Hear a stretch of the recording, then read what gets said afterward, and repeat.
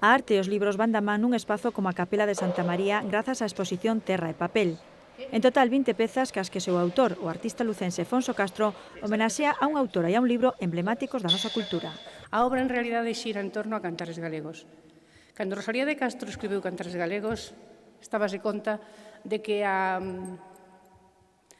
lingua galega estaba desaparecendo. Quedaba simplemente ese residuo oral. De aí o título da mostra, o vínculo dos poemas de Rosalía ca terra galega, que se amosa a través de distintas técnicas e con diversos materiais.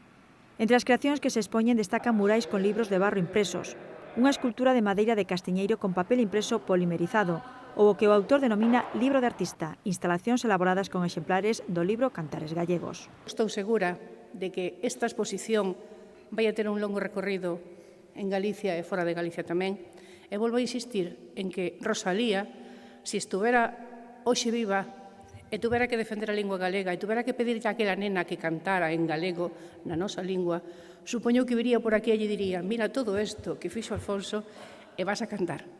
A mostra permanecerá aberta ata o 30 de novembro de luns a venres en horario de 10:30 a 2 e de 5 a 8. As fins de semana polas mañás abrirá ás 11.